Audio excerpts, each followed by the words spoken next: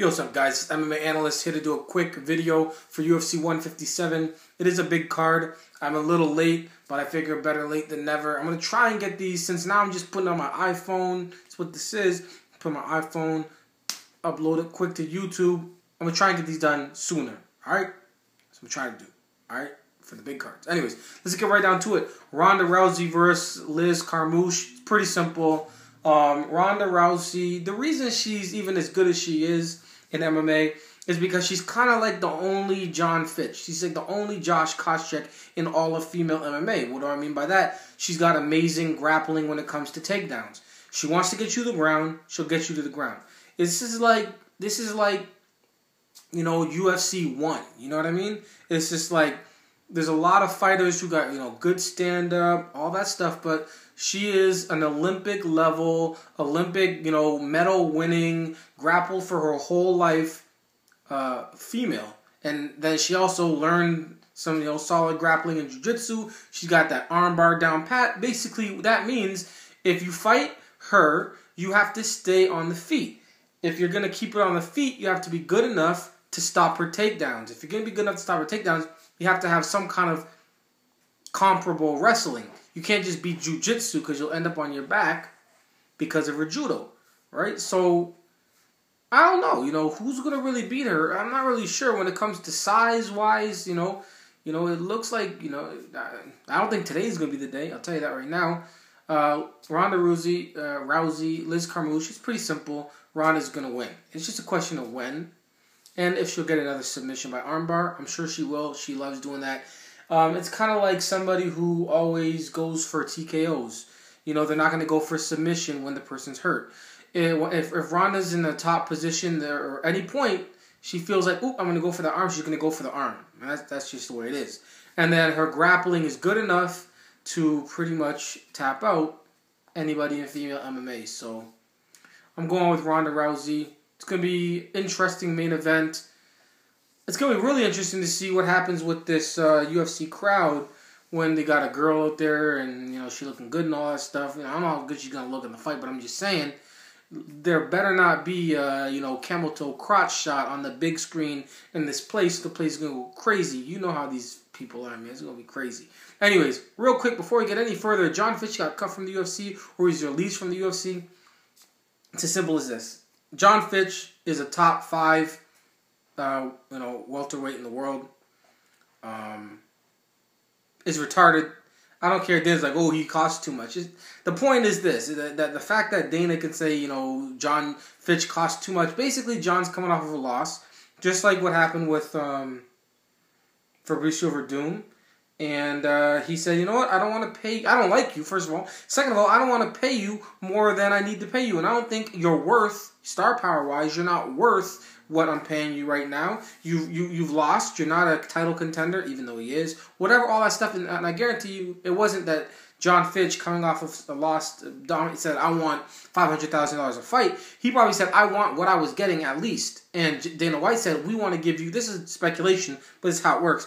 We're going to give you half or something like that of what we were giving you, you know, big pay cut, so that these, you know, $100 million a year Dana White and $1 billion Zuffa, so that they can save a couple $100,000 a year or something like that on John Fitch. So they say, all right, well, we're going to give you this, you know, whack-ass amount, which, you know, Ultimate Fighter winners don't even make that little. Or you can go. And basically he said, well, I'll go. And even still, I don't even think that's the case because I don't think John Fitch has a lot of options. You know, Bellator, maybe Bellator is somewhere where he can go there and make the money that he made in the UFC. But who knows? You know, it's just, it's retarded, the UFC. It is what it is, right? I love the sport of MMA. But you know, when it comes to the UFC, the organization, they put on good fights, but behind the scenes, some gay stuff going on. Lyoto Machida versus Dan Henderson. Dan Henderson is never going to look as slow as he is in this fight, in my opinion. He's going to look slow. He's going to look real slow. Lyoto Machida is going to be bouncing all over the place, moving. He got a sumo background, solid jiu-jitsu, decent wrestling, all that together. His speed advantage, all that's going to be crazy. Plus, Dan Henderson is going to gas. So you put those two things together, and by the time the end of the second round happens, Dan Henderson's going to be just... he's going to get picked apart. He's probably going to get picked apart before that, But if this fight goes like I do think, like to the decision, he's gonna get picked apart. So he's taking the human, what is it, the T, what is it called, TRT? Yeah, TRT. I don't think it's gonna matter though. No, I don't think that's gonna help his cardio. So it is what it is. He can win this fight obviously if he gets in close with Machida, takes him down, dominates him, all that stuff. But I don't think he can without getting tired. So maybe he can do that for the first round, but then after that, he gets tired. Now, Machida's not like he doesn't gasp when he's on his back. I'm just saying, though, I don't think that's all really going to happen. Uriah Faber versus Ivan Menjivar. I think, what's Uriah Faber been doing? I mean, these guys have been hurting. What's he coming off of? Because this is a very interesting little situation here. Oh, yeah, he's coming off the loss to Renan Barão. Yeah. He's basically being given a win here. He just got to go out there and do what he does, and he'll get the win. Pretty simple. Not really much to talk about.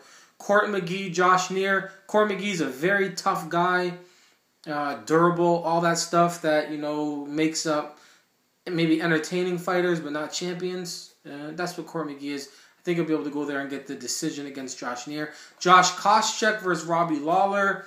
As long as Josh has been fighting pretty stupid lately, in general. He needs to just go out there, be the wrestler that he is, take the fight to the ground, tire out Robbie Lawler, win by decision, or maybe by TKO. Simple as that. I don't think we really need to go any in-depth there. Josh Koscheck does not want to stand and fight with Robbie Lawler. Robbie Lawler knows he can't wrestle with Josh Koscheck. So, Robbie Lawler's got to try and hit him with a punch on the way in, or hope that Josh Koscheck comes there to try and prove a point like I can stand with Robbie Lawler. And maybe he can, but he doesn't need to test it out. All right. Brendan Schaub versus LeVar Johnson. Honestly, I think Brendan Schaub is the favorite in this. I'm going to look at the thing. But yeah, Brendan Schaub is the favorite. Now, I'm just telling you, if you guys are trying to bet on anything, obviously, submission of the night, Ronda Rousey, knockout of the night is going to be this fight. Whoever wins this fight is going to get knockout of the night. I'm thinking, if you really want to go crazy and take the underdog, LeVar Johnson's a big, strong guy. Obviously, his wrestling is the worst, and he'll be taken down as soon as Brendan Schaub wants to. But, who knows? Maybe he can get that knockout first, because Brendan Schaub's chin at heavyweight is as good as LeVar Johnson's wrestling at any weight. So it's basically a battle between does Brendan Schaub get hit, or does he go get the takedown quickly? I think he'll get hit. I do think he'll get hit. It's not exactly the best pick. These are both unreliable heavyweights who'll just do random things and lose when they shouldn't, and it is what it is. But LeVar Johnson is not a bad pick at all, especially looking at the whole card. If you're looking at betting, there's not much good stuff for bets, a lot of mismatches. Anyways, I'm actually going to go with LeVar Johnson over Brendan Schaub. The safe bet is Brendan Schaub, but I'm going to go with LeVar Johnson. I got Michael Chiesa over Kuvainen, Bermudez over Matt Grice. I'm actually going to go with Sam Stout. I think that's another underdog over Fodor. I think I'm going to go with Sam Stout. Brock Jardine over Robertson. Burrell over Villafort. And John Manley over Neil Magny. Alright, so there you go. Those are my picks. Boom. Hope you guys like them. The fight should be good. The main card looks like it's pretty solid. And it is what it is. For those of you following my whole battle rap, whatever, it's getting really interesting. It's getting really interesting. I'll be going to New York in April. And then later on in April, somewhere else. I can't give it out right now. And then later on this year, it's going to be good. It's going to be real good. And it's going to be interesting. If anybody's looking to get, sponsor me in these different battles, pretty much at this point with these battles coming up, there will be no battles that get less than 100,000 views. All right? So I'll shout you out, where you're, whatever, We can talk about it behind the scenes, little messages, whatever, whatnot. See if we can come to some kind of arrangement. All right? So if you want me to support your shirt, shout out your company, whatever it is, hit me up. I am gonna take sponsors on, and it's gonna be fun anyways, with or without a sponsor. So, anyways, hit me up. MMA, it's important. Peace.